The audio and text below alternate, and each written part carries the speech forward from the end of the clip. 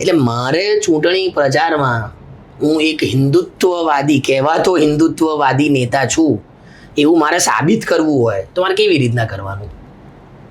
આ બધા 4-5 મુદ્દા છે. ભારત મુસ્લિમ રાષ્ટ્ર બની જશે એટલે તમે વધારે બાળક પેદા કરો, મુસ્લિમોએ આમ કર્યું માટે તમે વધારે બાળક પેદા કરો, કે હિન્દુઓ સજાગ થઈ જાઓ, કે જાગૃત થઈ જાઓ. તો આ સમયગાળા દરમિયાન હિન્દુ વસ્તીના વૃદ્ધિ દરમાં જેટલો ઘટાડો થયો છે તેના કરતાં વધારે ઘટાડો મુસ્લિમ વસ્તીની વૃદ્ધિ દરમાં થયો છે. જે વ્યક્તિ એવું કહે છે કે તમે આ કમ્યુનિટીને સાફ કરી નાખો, તમે તમારા બાળકને હાથમાં તલવાર લઈને એ કમ્યુનિટીના બાળકોને મારવા માટે મોકલશો? એટલે એને શું છે ભાઈ, બીજાના બાળકો જાય પેલી કમ્યુનિટીને સાફ કરી નાખે, મારું બાળક તો ઘેર જ બેસે. ભારતમાં જો તમે 20,000થી વધારે રૂપિયા કમાતા હો, 25,000થી વધારે રૂપિયા કમાતા હો, તો તમે 70 કે 80% ભારતીયો કરતાં અમીર છો. એટલે એવી કોઈ શક્યતા જ નથી આગામી 200, 300, 400 વર્ષમાં કે ભારતમાં મુસ્લિમોની વસ્તી હિન્દુ કરતાં વધી જાય. મેટ્રો સિટીઝમાં જો તમારે બાળક નિભાવવાનું ખર્ચ તમે જુઓ એટલે એના ભણતરનું ખર્ચ એ 30 લાખ રૂપિયા સુધીનું છે લગભગ. Chinese workers are more skilled than Indian workers. મતમનભાઈ આપણને બેની પાડી દિશામાં એવી ટ્રોલ એમાં કોઈ જ ડાઉટ નથી. અને આવી બધી ચર્ચાઓ મોટા ભાગે ગલ્લા ઉપર થતી હોય. મારા ગલ્લા ઉપર જવાની આદત રહી એટલે મને થોડીક વધારે ખબર. એના ગલ્લાનોમિક્સ કહેવાય. ઇકોનોમિક્સ ને એક પણ ડેટા આ બાબતને સપોર્ટ નથી કરતું કે જો હિન્દુઓ વધારે બાળકો પેદા નહીં કરે તો ભારત આજે નહીં તો કાલે નહીં તો પરમ દિવસે મુસ્લિમ રાષ્ટ્ર બની જશે વસ્તીની દ્રષ્ટિએ. કોઈ જ શક્યતા નથી. જો મારે ગ્રેજ્યુએટ થયા પછી પણ 10 પાસ કે 12 પાસની ભરતીમાં જ અપ્લાય કરવાનું હોય એટલે રોજગારીનું સર્જન થાય તો જરૂરી જ છે, પણ એ શિક્ષણના દરેક સ્તર માટે થાય એ પણ એટલું જ જરૂરી છે. એટલે રોજગારીનું સર્જન થાય તો જરૂરી જ છે, પણ એ શિક્ષણના દરેક સ્તર માટે થાય એ પણ એટલું જ જરૂરી છે. શું ભારત મુસ્લિમ રાષ્ટ્ર બની શકે? આપણે હિન્દુ રાષ્ટ્રની ચર્ચાઓ ખૂબ કરીએ છીએ, ત્યારે ભારત મુસ્લિમ રાષ્ટ્ર બની જશે જો તમે હિન્દુ છો અને ધ્યાન ન રાખ્યું તો આવો એક રાજકીય પ્રોપેગેન્ડા ખૂબ સાંભળ્યો છે. કારણ કે મુસ્લિમો ખૂબ બચ્ચા પેદા કરે છે, તેમની ઈચ્છા છે કે ખૂબ મુસ્લિમોની વસ્તી વધી જાય અને ટૂંક સમયમાં હિન્દુસ્તાન પર મુસ્લિમ રાષ્ટ્રની સ્થાપના થાય. આ બધા રાજકીય એજન્ડાઓ હોય છે, પરંતુ વાસ્તવિકતા શું છે એટલા માટે આપણે વૈજ્ઞાનિક ઢબે બધું સમજવું પડે, ગણિતના આંકડાઓ માંડવા પડે. અને એવા આંકડા માંડ્યા છે આપણા ગુજરાતના એક ફેકલ્ટી, એટલે આમ તો શિક્ષક છે, વિદ્યાર્થીઓને ભણાવે છે, આત્મન શાહ પાસેથી આપણે સમજીએ કે વાસ્તવિકતા શું છે, મુસ્લિમો કેટલા બચ્ચા પેદા કરે છે, કઈ પ્રકારની સ્થિતિ છે, કેટલી એમની પોપ્યુલેશન છે અને મુસ્લિમ રાષ્ટ્ર બનાવવા માટે કયો સમય અનુકૂળ રહે છે આ રાજકીય પ્રોપેગેન્ડાના બાદશાહો માટે. નમસ્કાર. થેન્ક યુ તુષારભાઈ. એક તો આ મુદ્દે આપણે ચર્ચા કરીએ છીએ જ ઘણું મહત્વનું છે. આપણે મુસ્લિમોની વસ્તી કેટલી થશે કે હિન્દુઓની વસ્તી કેટલી થશે એની ચર્ચા કરીએ પહેલાં તો આપણે જાણવું છે ભાઈ વસ્તી વિશે જ કેમ ચર્ચા કરવાની. સામાન્ય રીતે આપણો એવો એક ખ્યાલ છે કે જેમ વસ્તી વધારે એમ દેશ માટે નુકસાન. ખરેખર એવું નથી. ઓછી વસ્તી પણ દેશ માટે નુકસાનકારક છે. આપણે ધર્મને અત્યારે બાજુમાં રાખીએ, ઇન જનરલ વસ્તીની વાત કરીએ તો ઘણા બધા યુરોપના દેશો ઓછી વસ્તીની સમસ્યાથી પીડાય છે. કારણ કે વસ્તી ઓછી એટલે તમારું વર્કફોર્સ ઓછું, શ્રમદળ ઓછું, કામ કરનારા લોકો ઓછા, એટલે દેશમાં ઉત્પાદન ઓછું થાય, રોજગારીની તકોનું સર્જન ઓછું થાય, દેશની આવકનો વૃદ્ધિ દર ઓછો થાય, વગેરે વગેરે જેવી સમસ્યાઓ ઊભી થાય. એટલે તમે જો ઘણા યુરોપના દેશો હવે એશિયાના દેશોના વિદ્યાર્થીઓને પોતાને ત્યાં ભણવા માટે બોલાવી રહ્યા છે, એના જે નોર્મ્સ હોય એ થોડા સરળ કરી રહ્યા છે. એટલે વસ્તીનો જે આખો અભ્યાસ છે એ જે સામાન્ય રીતે આપણા મગજમાં છે સામાન્ય લોકોના કે વધારે વસ્તી એટલે ખરાબ અને ઓછી વસ્તી એટલે સારું, એ એક ભ્રમણામાંથી આપણે બહાર. વધારે વસ્તી અને ઓછી વસ્તી એના કરતાં પણ વસ્તીની ગુણવત્તા કેવી છે એ વધારે મહત્ત્વનું છે. હવે ગુણવત્તા એટલે શું? મારી ગુણવત્તા કે તમારી ગુણવત્તા કે કોઈ એક બાળકની ગુણવત્તા, એક ગુણવત્તા આપણે કેવી રીતના માપવી? તો હવે ગુણવત્તા માપવાના તો ઘણા બધા પરિમાણો છે. શિક્ષણ, આરોગ્ય, રોજગારીની તક છે કે નહીં, રહેવા માટે ઘર છે કે નહીં, પીવા માટે પાણી છે કે નહીં, રસ્તા છે કે નહીં, શાળામાં જાય છે તો શિક્ષક છે કે નહીં. આપણે જાણીએ છીએ કે સરકારી શાળાની શું હાલત છે સ્થિતિ છે. આખા ભારતમાં. હોસ્પિટલો કેવી છે સરકારી, એ પણ આપણે એની ગુણવત્તા શું છે એ પણ આપણે જાણીએ છીએ. એટલે આ બધી જ બાબતો વસ્તીની ગુણવત્તાને અસર કરે છે. એટલે માત્ર વસ્તી વધારે છે કે વસ્તી ઓછી છે તેના કરતાં આપણે એ સમજવું જોઈએ કે વસ્તીની ગુણવત્તા કેટલી છે, કેવા પ્રકારની છે. હવે જે આપણે પ્રશ્નની જે ખરેખર ચર્ચા કરવી છે કે ભાઈ ભારત મુસ્લિમ રાષ્ટ્ર બની જશે જો હિન્દુઓ વધારે બાળકો પેદા નહીં કરે અને મુસ્લિમો વધારે બાળકો પેદા કરી રહ્યા છે. હિન્દુ ખતરે મેં હૈ. હિન્દુ એ મને લાગે છે કે એક ખોટો નરેટિવ છે. આપણે જો સેન્સસનો ડેટા લઈએ, આપણી પાસે જે ડેટા અવેલેબલ છે, આમ તો 2021માં સેન્સસ થવું જોઈતું હતું પણ કોરોનાને કારણે નથી થયું. હવે 2025માં એ સેન્સસ શરૂ થશે એવી ધારણા છે. પણ અત્યાર સુધીનો તમે ડેટા જુઓ તો 1951નો જે એટલે સ્વતંત્ર ભારતનો પહેલો સેન્સસ, આપણે એની પહેલાંનો ડેટા નથી લેતા. 1951ની વસ્તી ગણતરી પ્રમાણે હિન્દુઓની વસ્તી લગભગ 84% હતી કુલ ભારતની વસ્તીમાં, અને મુસલમાનોની વસ્તી હતી લગભગ 9.80, એટલે આપણે 10% ગણીએ. જે 2011માં એ પ્રપોર્શન બદલાઈને હિન્દુઓની વસ્તી થઈ લગભગ 78% અને મુસ્લિમોની વસ્તી થઈ લગભગ 14%ની આસપાસ. એટલે કુલ વસ્તીમાં જે પ્રપોર્શન આપણે જોઈએ તો હિન્દુ વસ્તીનું પ્રપોર્શન ઘટ્યું અને મુસ્લિમ વસ્તીનું પ્રપોર્શન વધ્યું. હવે આને લોકો એ રીતે પ્રોજેક્ટ કરે છે કે મુસ્લિમોની વસ્તી વધી ગઈ અને હિન્દુઓની વસ્તી ઘટી ગઈ. આ એક ખોટી બાબત છે. કુલ જે વસ્તી છે એમાં એનો હિસ્સો ઘટ્યો છે. હિન્દુઓની વસ્તી તો વધી જ છે, તમે જો વસ્તીનો વૃદ્ધિ દર જુઓ એ. હવે બીજી બાબત, 1951થી 2011, આપણે 2011 પછીનો ડેટા જરાક પછી વાત કરીએ, પહેલાં જે સેન્સસનો ડેટા આપણી પાસે અવેલેબલ છે એની વાત કરીએ. 1951થી 2011 દરમિયાન હિન્દુઓની વસ્તીનો વૃદ્ધિ દર ઘટી રહ્યો છે, મુસ્લિમોની વસ્તીનો વૃદ્ધિ દર પણ ઘટી રહ્યો છે. બરાબર, આપણે સૌ જાણીએ છીએ કે ભાઈ અને સમગ્ર ભારતનો પણ વસ્તી વૃદ્ધિનો દર 1981 પછી ઘટી રહ્યો છે. કારણ કે બધા ધીમે ધીમે જે સરકારે નીતિઓ અપનાવી, હમ દો હમારે દો એ પ્રકારની જે નીતિ આવી, અથવા તો લોકો ધીમે ધીમે સમજતા થયા કે ભાઈ ઓછા બાળકો હોય તો એનો નિભાવ ખર્ચ ઓછો આવે, એની ચર્ચા પણ આપણે આગળ કરીશું. તો આ સમયગાળા દરમિયાન હિન્દુ વસ્તીના વૃદ્ધિ દરમાં જેટલો ઘટાડો થયો છે તેના કરતાં વધારે ઘટાડો મુસ્લિમ વસ્તીની વૃદ્ધિ દરમાં થયો છે. એટલે જે આખી વાત છે કે ભાઈ હિન્દુઓ ઓછા બાળકો પેદા કરે છે, મુસ્લિમો વધારે બાળકો પેદા કરે છે કારણ કે એમાં 4 સ્ત્રીઓ રાખવાની છૂટ છે અને માટે સ્વાભાવિક રીતે વધારે બાળક થાય. એ પણ મને લાગે છે કે એક થોડીક ભ્રમણા છે.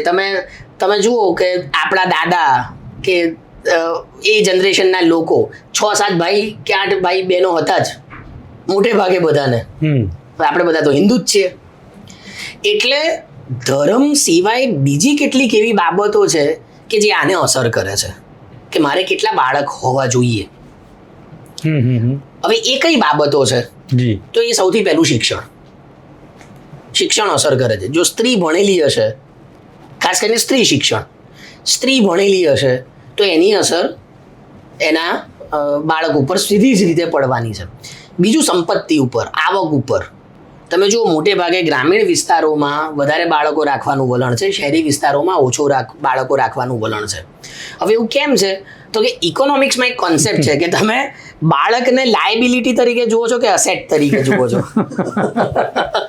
બરાબર. ગ્રામીણ વિસ્તારોમાં લોકો શું વિચારે છે?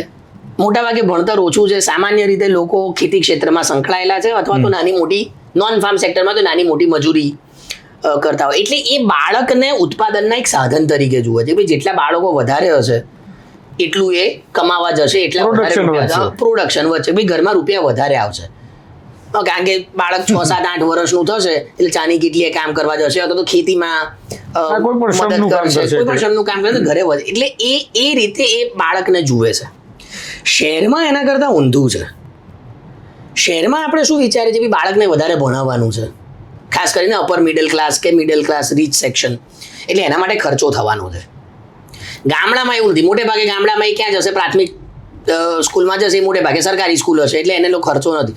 પણ શહેરમાં હવે તમે કે હું જે સ્કૂલમાં ભણ્યા, આપણા પિતાજી જે સ્કૂલમાં ભણ્યા એ સ્કૂલમાં આપણે નથી ભણ્યા. એ લોકો તો લગભગ મોટે ભાગે સરકારી સ્કૂલોમાં જ ભણ્યા છે. આપણે મોટે ભાગે એડેડ સ્કૂલમાં ભણ્યા. 700-800 રૂપિયા, 1100-1200 રૂપિયા ફી હતી. હું મારા બાળકને હું એ સ્કૂલમાં નહીં મોકલું જે સ્કૂલમાં હું ભણ્યો છું. તમે તમારા બાળકને એ સ્કૂલમાં નહીં મોકલો કે જે સ્કૂલમાં તમે ભણ્યા છો. સિનેરિયો બદલાયો છે. એટલે શું થાય છે કે ભાઈ ખર્ચ વધે છે. તમે જો અંદાજો જુઓ, અત્યારે મને એક ઇકોનોમિક ટાઈમ્સનું ઓનલાઈન રિસર્ચ છે. મેટ્રો સિટીઝમાં જો તમારે બાળક નિભાવવાનું ખર્ચ તમે જુઓ એટલે એના ભણતરનું ખર્ચ એ 30 લાખ રૂપિયા સુધીનું છે લગભગ. અચ્છા. બાળકનું ભણવાનું ખર્ચ 30 લાખથી કરોડ, ડિપેન્ડ્સ કે તમે કઈ સેગમેન્ટમાં છો.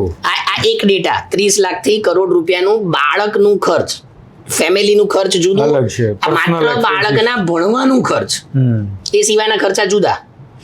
બીજી બાજુ ભારતમાં જો તમે 20,000થી વધારે રૂપિયા કમાતા હો, 25,000થી વધારે રૂપિયા કમાતા હો, તો તમે 70 કે 80% ભારતીયો કરતા અમીર છો. આ ઓફિશિયલ ડેટા હું તમને કહી રહ્યો છું. If you are earning more then 25,000 rupees per month in India, તમે ભારતના 70થી 80% કરતા વધારે અમીર છો. એટલે 80 કરોડ લોકોને મફત અનાજ ઉપર જીવવું મજબૂર થવું પડે છે. એટલે આ બધી બાબતો જન્મ દરને અસર કરે છે. હવે જે વસ્તી છે એ 3 બાબતો ઉપર આધાર રાખે છે. એક જન્મ દર 1000 કેટલા લોકો જન્મે છે.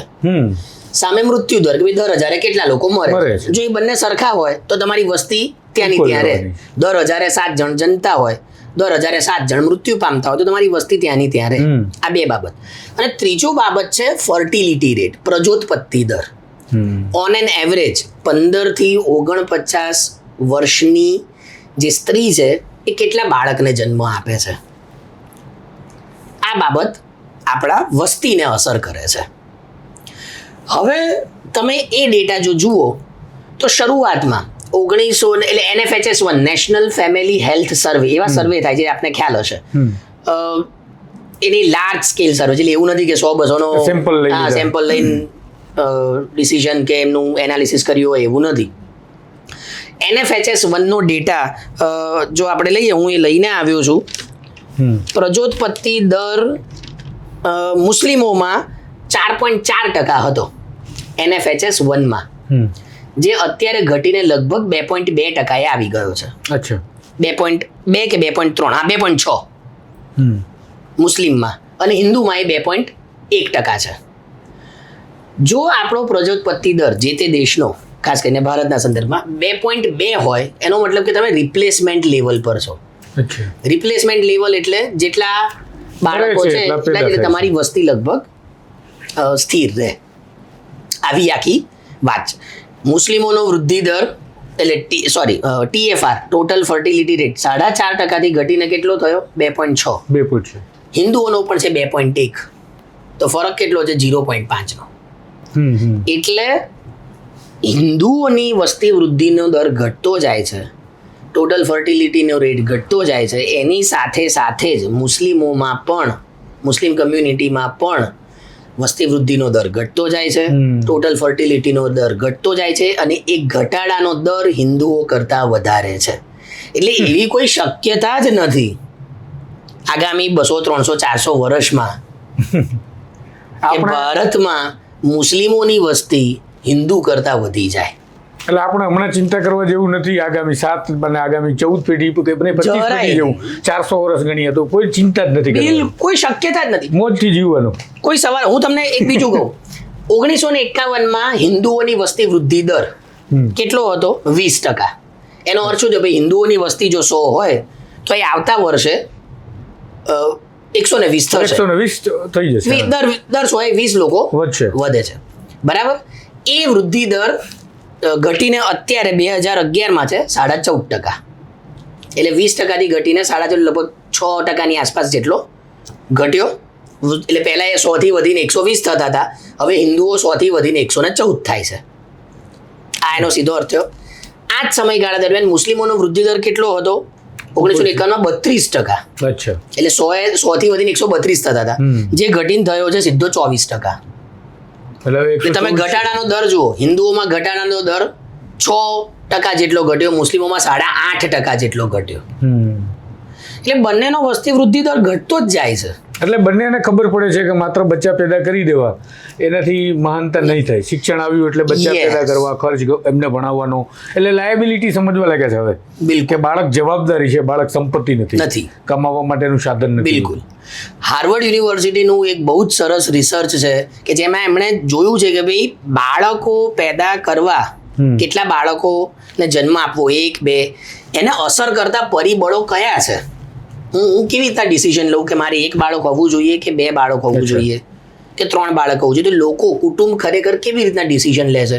તો એમને ખ્યાલ આવ્યો કે ભાઈ તમારી સંપત્તિ કેટલી છે, તમે ગ્રામીણ વિસ્તારમાં રહો છો કે શહેરી વિસ્તારમાં રહો છો, તમે જે વિસ્તારમાં રહો છો એના આજુબાજુના લોકોને કેટલા બાળકો છે, એટલે તમારું પરસેપ્શન બદલાય છે ને. હું જ્યાં રહું છું લોકાલિટીમાં, ભાઈ હું જોઉં છું કે અહીંયા તો બધાને 2-3 બાળકો છે, અથવા તો અહીંયા તો માત્ર 1 જ બાળક છે. અને ઘણા ને આખું દળ કટક હોય તો કે આખું દળ કટક છે.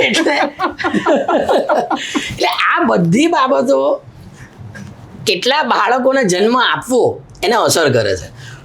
બીજી એક બાબત જે ઇન્ટરેસ્ટિંગ આપણને જોવા મળે છે કે અત્યારે 2016 કે 2017, મને એક્ઝેક્ટ યાદ નથી, પોસ્ટ ટ્રુથ એ શબ્દ હતો, અનુસત્યવાદ એનું ગુજરાતી એવું થાય છે.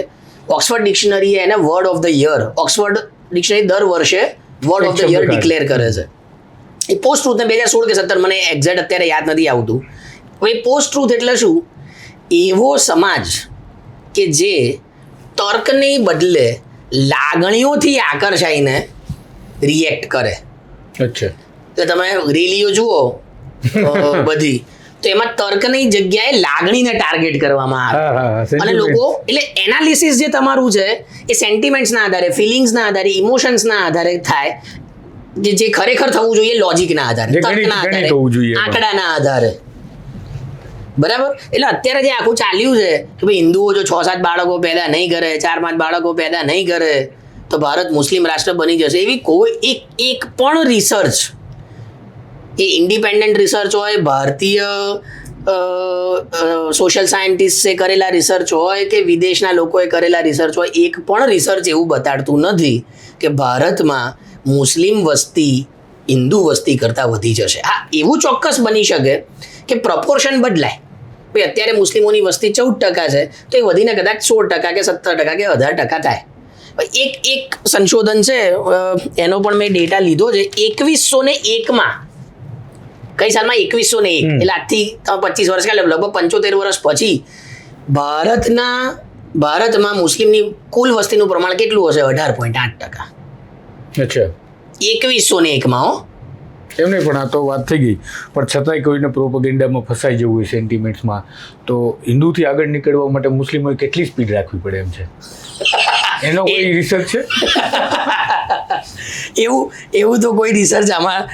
અચ્છા, તો મુસ્લિમોના આંકડાને પાછળ કર, તમે તો યાર અંકશાસ્ત્રી છો, મુસ્લિમોના આંકડામાં પાછળ રાખી દેવા માટે હિન્દુને કેટલી ગતિ વધારવી પડે? મને એમ છે કે બાળક બધા રોજગારી ક્યાં છે, કરશે શું? 6 બાળક જે લાવશે કરશે. ક્રિકેટ રમશે આખી ટીમ બનાવીને. સાગર, તું હસાવાનું બંધ કરી દે. રોજગારીની તકો નથી. બરાબર. શું કીધું સરકારે? દર વર્ષે 2 કરોડ રોજગારી આપીશું.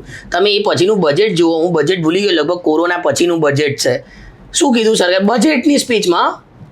અમે દર વર્ષે 60 લાખ લોકોને રોજગારી આપીશું. ક્યાં 2 કરોડ ને ક્યાં 60 લાખ? અને એ બી 5 વર્ષ સુધી. એટલે સવાલ આ પણ એક બાબત છે ને કે 2 બાળક 3 બાળક, ખાસ કરીને શહેરી વિસ્તારોમાં. અને તમે જુઓ ધીમે ધીમે હવે લોકો, નહીં, પણ આપણે, તમે કીધું એમ કે વધારે વસ્તી પણ ફાયદો કરાવતી હોય તો કદાચ આપણી સરકારો આવશે, હજી તો એવું પણ કહે છે કે અમે બીજા દેશને આઉટસોર્સથી માણસો ભાડે આપીએ. આપણે સરકારમાં બધું આઉટસોર્સ લઈએ છીએ.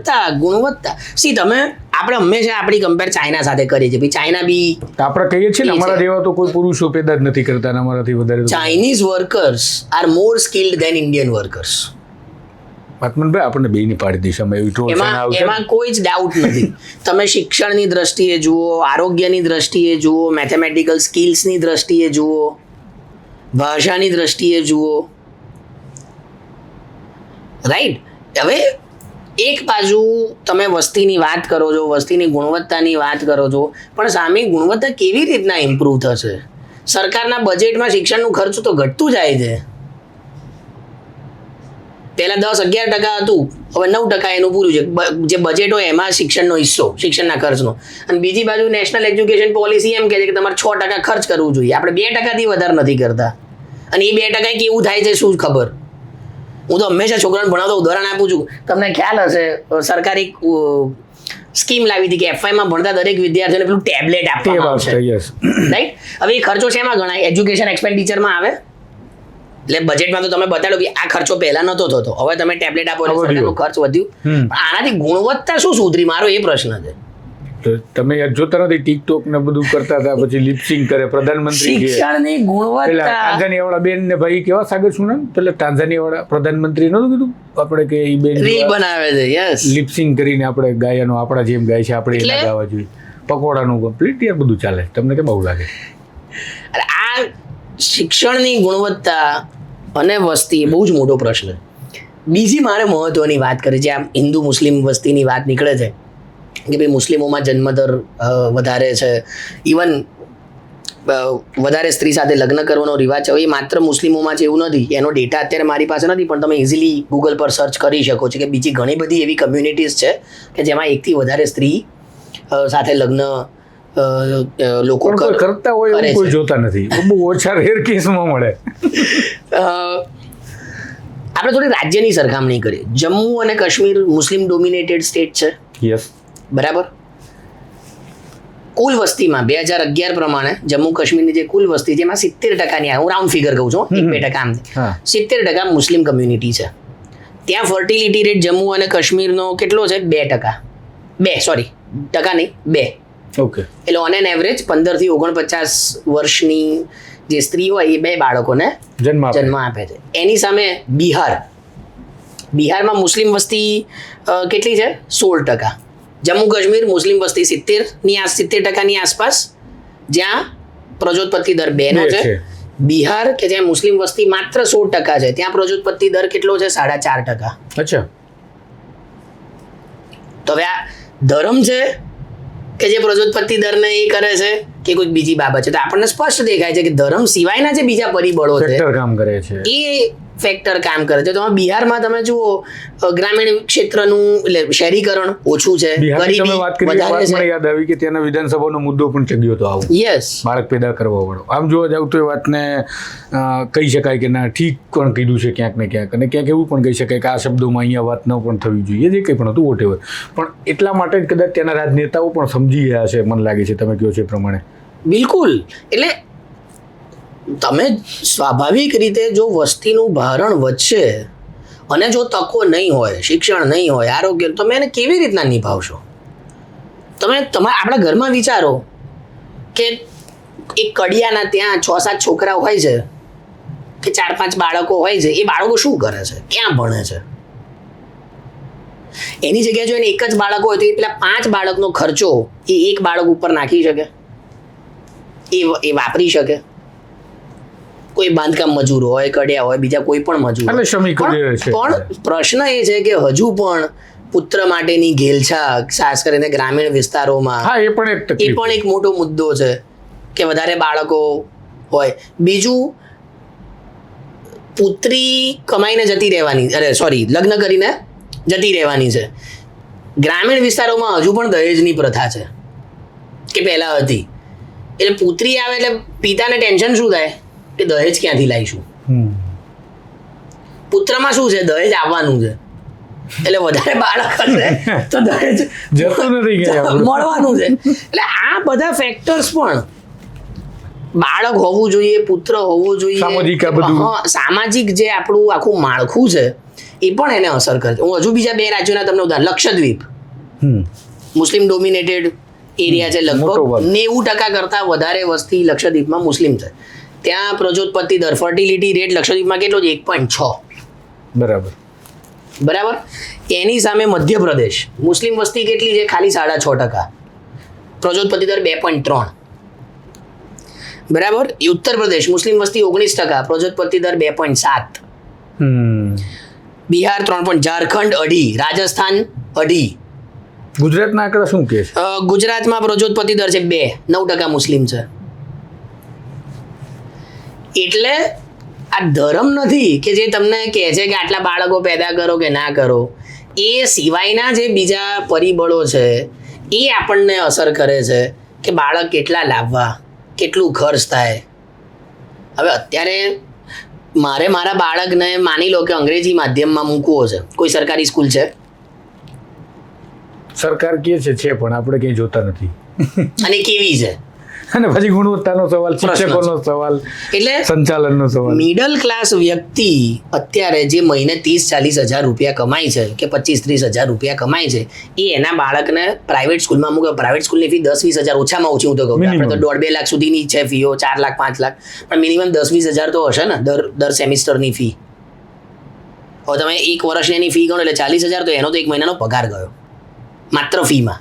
આવા જવાનો ખર્ચો, ચોપડાના ખર્ચા, પ્રોજેક્ટ્સ બેઝ હવે તો આપેલા એના, એ બધા ખર્ચા, આ બધી જ બાળકો મા બાપ વિચારે છે. અને માટે જ શહેરી વિસ્તારમાં ઓછા બાળકો રાખવાનું વલણ છે. ઘરની સાઈઝો બરાબર. બીજું, મોટે ભાગે હવે શહેરી વિસ્તારમાં કેવું છે, મોંઘવારી છે, માટે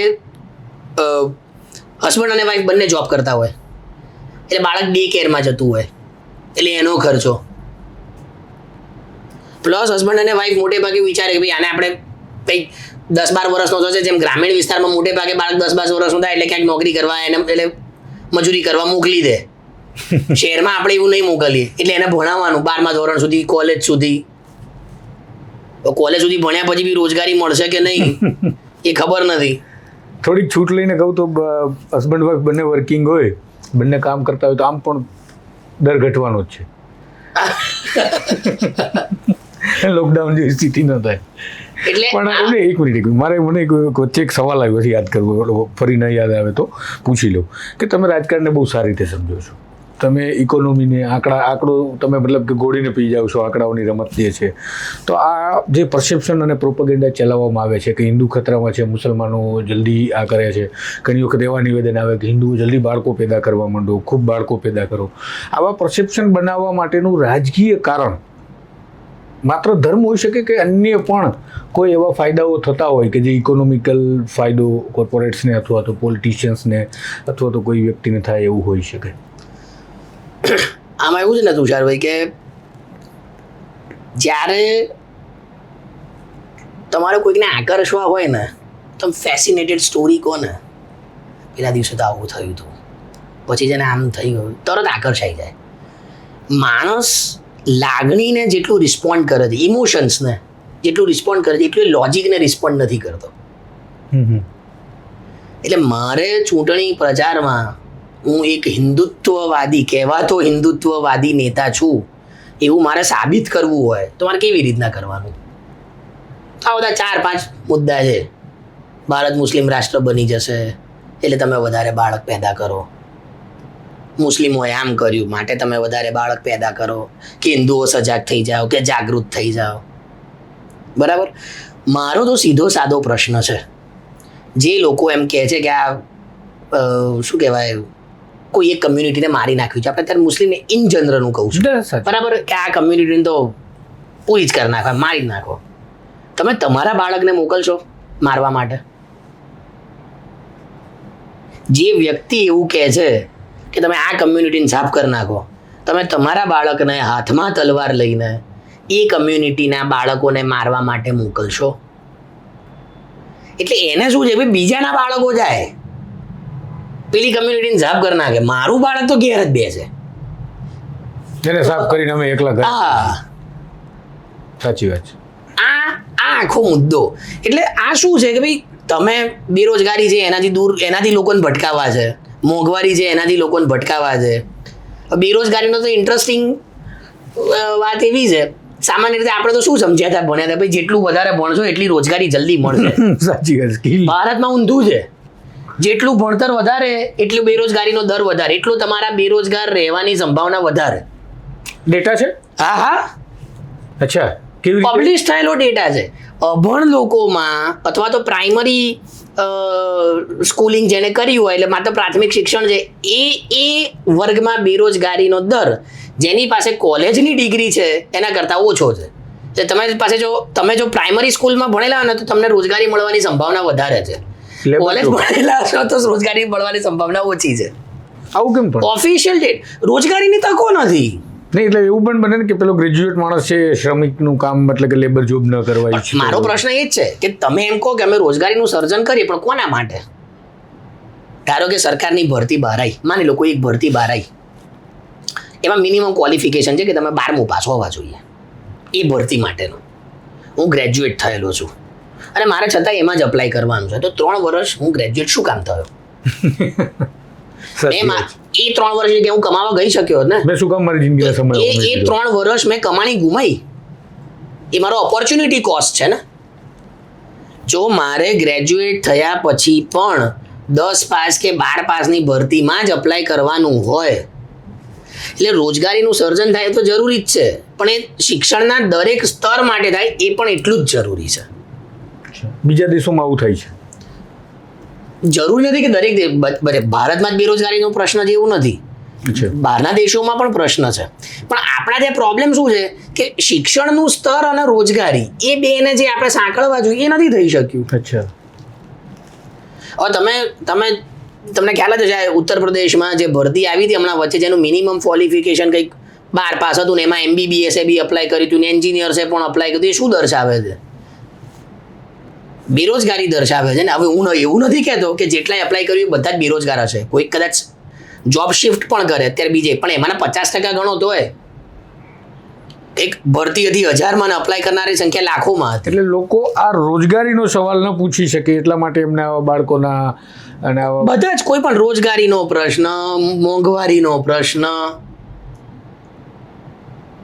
શિક્ષણ કેમ સારું નથી, આરોગ્યની સુવિધા કેમ સારી નથી, રસ્તા કેમ સારા નથી, આ બધા પ્રશ્નોથી તમે લોકોને દૂર રાખો. હવે દૂર કેવી રીતના રાખો? તમારે એમને ઇમોશનલી કનેક્ટ કરવું પડે, એટલે મગજમાં કોઈક ભૂસું ભરાવવું પડે, એમાં આ ભૂસું ભરાઈ દો તો હિન્દુ મુસ્લિમનું. નહીં પણ આ પ્રોપગેન્ડા જ્યારે ફેરવવામાં આવતા હોય છે ત્યારે મેં જોયું છે ઘણી વખત એવા કોષ્ટક પણ સાથે આંકડાઓ લખેલા હોય છે કે આ વર્ષમાં આટલી વસ્તી હતી ને હવે આટલી થઈ ગઈ ને આ આંકડા પ્રમાણે વધે તો આટલા સમય સુધીમાં તો પેલું થઈ જશે. અને ઘણી વખત તો ગજવાઈ હિંદ જેવા શબ્દોનું પણ કેટલાક લોકો બેઠા હોય ને તો આપણે અને આવી બધી ચર્ચાઓ મોટા ભાગે ગલ્લા ઉપર જ થતી હોય. મારા ગલ્લા ઉપર જવાની આદત રહી એટલે મને થોડીક વધારે ખબર. એના ગલ્લાનોમિક્સ કહેવાય. ઇકોનોમિક નહીં એટલે ત્યાં આવી ચર્ચા થતી હોય કે ગજવાઈ હિંદ કરી નાખશે આટલા વર્ષોમાં. હું છે ને આ ગલ્લાની વાત મને એટલે યાદ આવી, તમે છે ને ક્રિકેટની મેચ જોવા જાઓ ને ગલ્લા પર સૌથી વધારે મજા ત્યાં જોવા સ્ટેડિયમ કરતા મજા આવે એવું. પેલો કોચને જેટલી ખબર ના પડે પેલો સિગરેટ ફૂંકતો સચિને યાર કવર ડ્રાઈવ મારવાની હતી આ બોલ પર, ક્યાં હુક શોટ માર્યો. આ એવું છે સલાહ એટલી બધી આપે પણ ખરેખર શું ચાલી રહ્યું છે કોઈ લેવા દેવા કોઈ લેવા દેવા નહીં.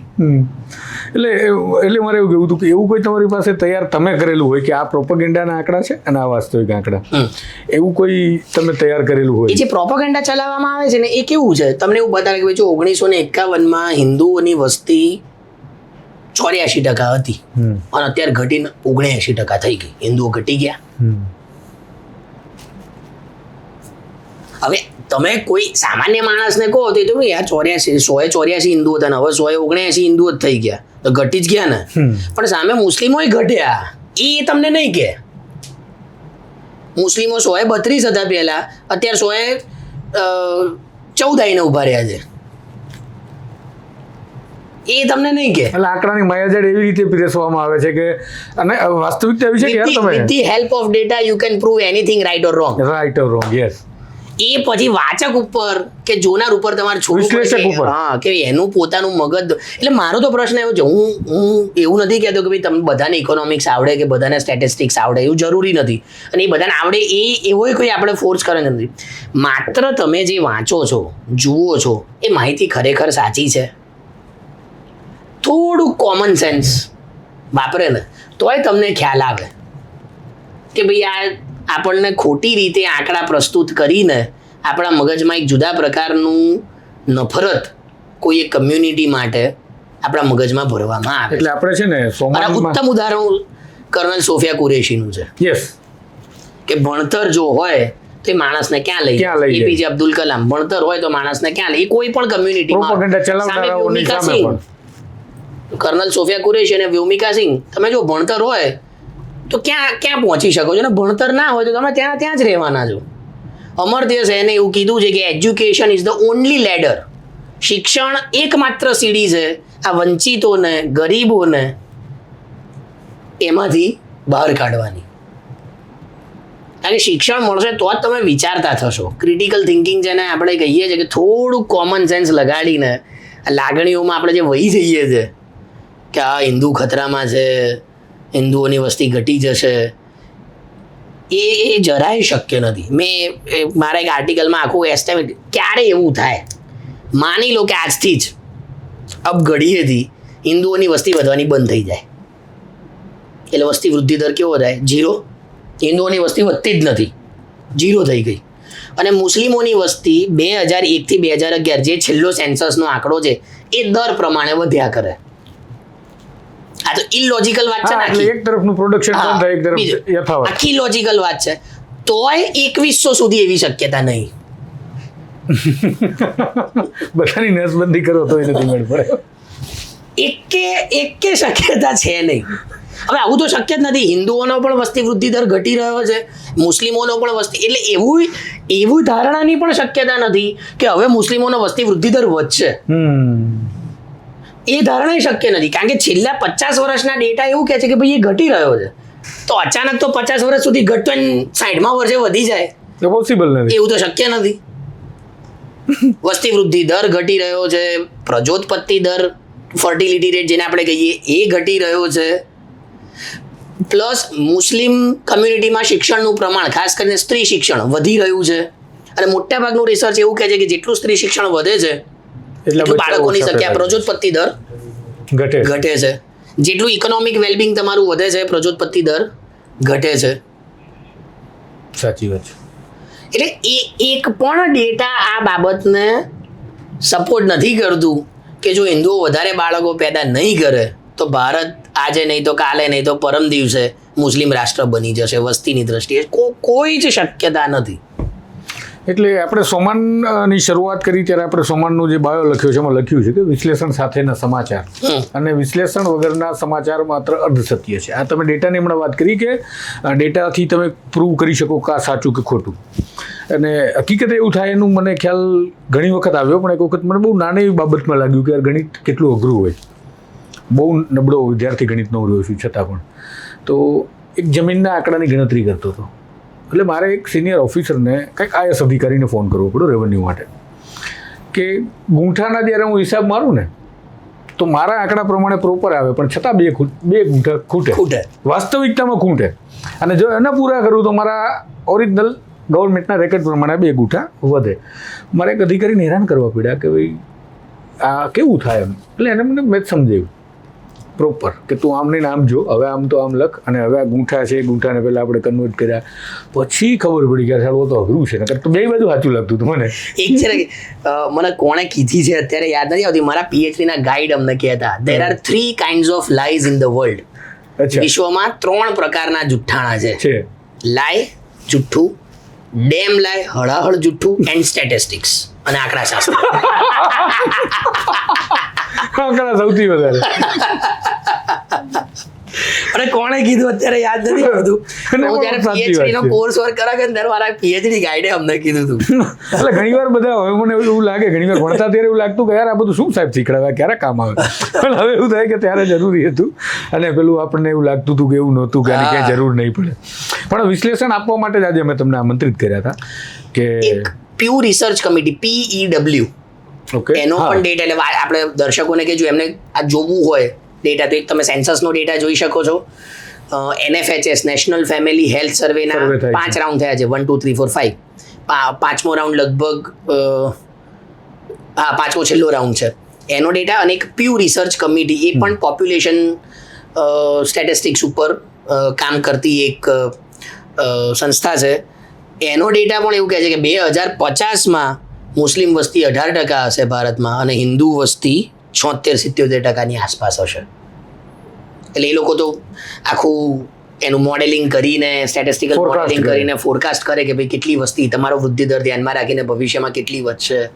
એટલે આ 3-4 સોર્સિસ આપણે દર્શકોને પણ કહીએ કે ભાઈ તમે ક્યાં મળે આ આંકડા હા, તમને? આ આંકડા તમને મળશે. એટલે આ આંકડા કોઈ શું કે પ્રાઇવેટ એજન્સીએ પબ્લિશ કરેલા હોય, કોઈ પ્રોપેગેન્ડા સાથે પબ્લિશ કરેલા એવું નથી. તમે ઘરના બનાવેલા નથી. ઓથેન્ટિક ડેટા જે સંસ્થાઓ પબ્લિશ કરે છે એનો જ ડેટા.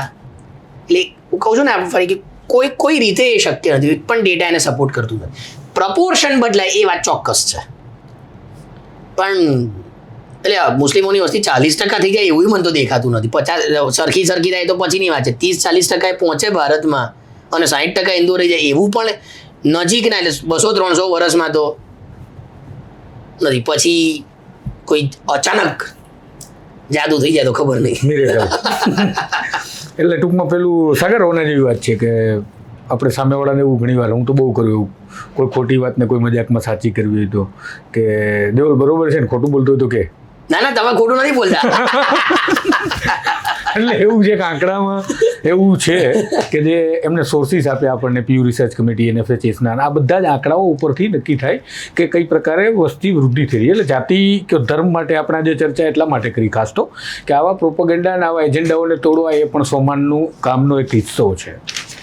તમને અમે વિશ્લેષણ સાથેના સમાચાર આપવાની વાત કરીએ તો અમારે વિશ્લેષકો પણ બોલાવવા પડે.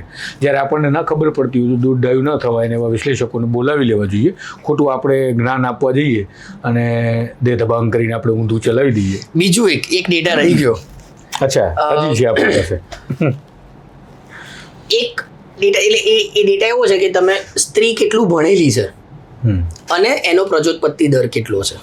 ધારો કે સ્ત્રી પાસે બિલકુલ શિક્ષણ નથી. એટલે આપણે હવે શિક્ષણને એટલે ગણતરની રીતે નથી કહેતા, હું ઓફિશિયલી ભણેલી નથી. જે સ્ત્રી પાસે બિલકુલ શિક્ષણ નથી, જેને આપણે નો સ્કૂલિંગ કેટેગરીમાં ટેકનિકલી મૂકીએ, એ સ્ત્રીઓમાં પ્રજોત્પત્તિ દર લગભગ 2.82 ની આસપાસ જોવા મળ્યો છે. એની સામે જે સ્ત્રી પાસે એટલીસ્ટ 12 વર્ષનું શિક્ષણ છે, એટલે 12મું ધોરણ, 12 વર્ષ એટલે આપણે 1 થી 12 ધોરણ કરીએ, નર્સરીને કાઢી નાખીએ, 12 વર્ષનું શિક્ષણ છે, એ સ્ત્રીઓમાં પ્રજોત્પત્તિ દર 1.7 કે 1.8 ની આસપાસ છે. અચ્છા. એટલે આ ડેટા પણ સજેસ્ટ કરે છે કે જેમ શિક્ષણનું સ્તર વધે છે એમ પ્રજોત્પત્તિ દર ઘટે છે. અને બીજું વેલ્થ, સંપત્તિ એટલે આવક, તમારી ઇકોનોમિક કન્ડિશન કેવી છે, સાદી ભાષામાં આપણે કહીએ તો આર્થિક રીતે તમે જો સદ્ધર હોવ તો પણ ડેટા એવું સજેસ્ટ કરે છે કે જે લોકો આર્થિક રીતે સદ્ધર નથી, એટલે એ આપણે 4 ક્વાર્ટરમાં નાખીએ, ભાઈ છેલ્લું તળિયે જે લોકો છે સંપત્તિની દ્રષ્ટિએ, આવકની દ્રષ્ટિએ, એ લોકોમાં પ્રજોત્પત્તિ દર વધારે છે. જે લોકો આવક અને સંપત્તિની દ્રષ્ટિએ ઉપરના બોક્સમાં છે, વધારે છે જેમની આવક ક્ષમતા, એ લોકોમાં પ્રજોત્પત્તિ દર 1.5% જેટલોનો છે. જેમાં ઓછો છે આવક, જેની સંપત્તિ ઓછી છે, એ લોકોમાં પ્રજોત્પત્તિ દર 2.7% ની આસપાસ છે. એટલે કે જે ગરીબ છે. એટલે આ શું દર્શાવે છે? ધર્મ નહીં, તમારી આવક, તમારું શિક્ષણ, તમે ક્યાં રહો છો, આસપાસના લોકો, સામાજિક જડતા કેટલી છે બાળક માટેની, જે હવે તો જો કે ધીમે ધીમે ઓછું થતું જાય છે, પણ તેમ છતાં પણ આ બધી જ બાબત, સામાજિક, આર્થિક, વૈચારિક અને સાંસ્કૃતિક, આ બાબતો અસર કરે છે કે બાળક ઘરમાં કેટલા હશે, નહીં કે ધર્મ. તો આજે આપણે જે ચર્ચા કરી આત્મન શાહ સાથે, આમ તો તમને લાગશે કે ખૂબ જ આંકડાની વાતો કરી, પરંતુ આ જ વિશ્લેષણ છે.